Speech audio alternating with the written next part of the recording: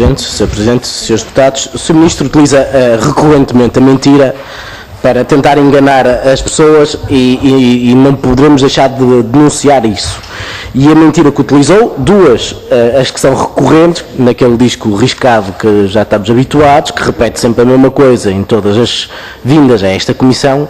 A primeira mentira é que nós queremos não pagar, queremos rasgar o memorando de entendimento, quando o que o PCP coloca como dever patriótico e de esquerda de um governo que nós preconizamos, é um governo que efetivamente faça a renegociação da dívida, porque o que está em cima da mesa é impagável, é ilegítimo, é inaceitável e conduz o país ao estado em que nós estamos. É isso que o PCP propõe, mas o Sr. Ministro, e o Sr. Ministro sabe perfeitamente, faz é a utilização abusiva e pouco séria daquilo que são as nossas propostas para tentar enganar quem nos vê e quem nos ouve. A segunda mentira é que o país estava na iminência de uma falência quando vieram os senhores do FMI. E isso é mentira. É mentira porque o país tinha dinheiro para pagar reformas e pensões. Tinha dinheiro para pagar os salários. O que nós não tínhamos, e foi por isso que a banca pressionou o governo e o governo acatou, o anterior governo PS, foi para pagar os 12 mil milhões de euros que a banca queria e tem e conseguiu, e não tínhamos dinheiro, nem os portugueses pagam os seus impostos, para pagar os 7 mil milhões de euros de juros que estamos a pagar ao FMI. Por isso é que não há dinheiro no nosso país, isso é que efetivamente é insustentável, incomportável, e para isso é que não há dinheiro. Porque para pagar as despesas sociais, para essas despesas nós tínhamos receitas, como temos hoje, receitas mais suficientes dos nossos impostos para essas receitas. Não temos dinheiro para as PPPs, para os benefícios fiscais, para os milhões, para os grandes grupos pequenos, porque para esses não temos, Sr. Ministro. E esta é que é a verdade. E, portanto, entre pagar a salários e reformas ou pagar aquilo que são os lucros especulativos e os largos milhões de euros para estes senhores que são os tubarões do nosso país, bom, nós não teríamos qualquer tipo de margem de dúvidas relativamente a quem é que pagaríamos. Bom, o Governo, para continuar a manter estas mordomias e verdadeiramente inaceitáveis do grande setor financeiro, é que lá pediu o pedido de assistência internacional, o memorando de entendimento, assinado prontamente pelo CDS. E, portanto, todas as medidas que lá estão, escusa de dizer que estão no memorando e nós tínhamos que cumprir. O CDS assumiu aquele programa político como um programa do CDS-PP, bem como o PSD, bem como o PS, que negociou o memorando. Aquilo é o programa político assumido por estes 6 partidos. E, portanto, não se desresponsabilize dizendo que isto estava no programa, no memorando de entendimento e nós não temos que cumprir. Não. Isto é o programa político que o CDS-PP cria e é por isso que está a executá-lo. Mas, o Sr. Ministro não respondeu às medidas que o Primeiro-Ministro anunciou no célebre discurso do corte dos 4 mil milhões de euros. O que é que vai acontecer ao aumento da idade real da reforma? Tem a obrigação de responder a este Parlamento.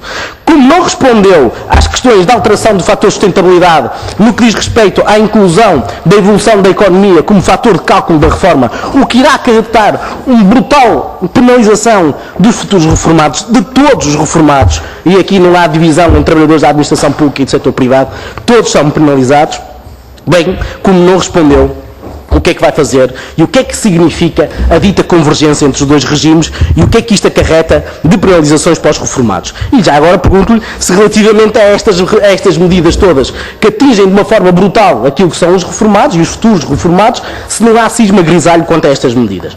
Depois, o Sr. Ministro insiste em pintar um cenário e um mundo cor-de-rosa que não tem correspondência com a realidade. As IPSS não conseguem responder ao aumento da pobreza.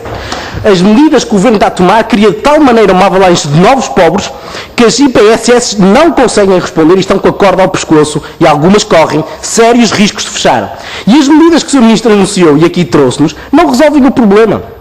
Porque, efetivamente, não há condições de acudir a esta gente toda que bate às portas das IPSS e as IPSS estão numa situação brutalmente difícil porque as famílias perdem rendimentos, as comparticipações das famílias para as IPSS caíram dramaticamente e logo, não havendo aumento por parte das comparticipações por parte do Estado, as IPSS estão numa situação dramática. E, portanto, Ou se estanca a pobreza, ou então não há resposta possível. E este governo, em vez de estancar a pobreza, não, promove cada vez mais pobreza, cada vez mais miséria e fome. É esse o seu novo Ministério. O Ministério da Pobreza, da Fome e da Miséria. É isso que este governo representa.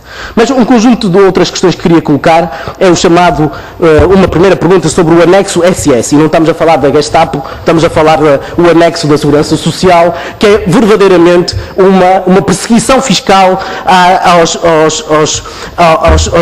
trabalhadores independentes.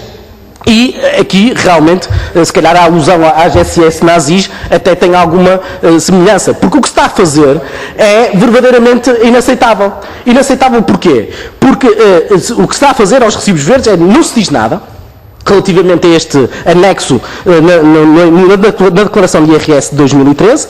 Bom, não se diz nada, não se divulga, não se informam os trabalhadores independentes e depois vem coimas e o chamado confisco fiscal. E coimas que podem ir de 50 a 250 euros sem qualquer aviso. As pessoas não sabiam que tinham que entregar aquele anexo, bom, e são confrontadas com esta realidade que é verdadeiramente inaceitável. Diga lá alguma coisa sobre isto, se considera ou não que isto é confisco fiscal relativamente a estes trabalhadores. Depois, uma questão que foi colocada ao grupo parlamentar. A data de pagamento das reformas. Os vales dos Correios que os reformados recebem chegam normalmente no dia 11, 12, 13 ou até mais tarde aos reformados.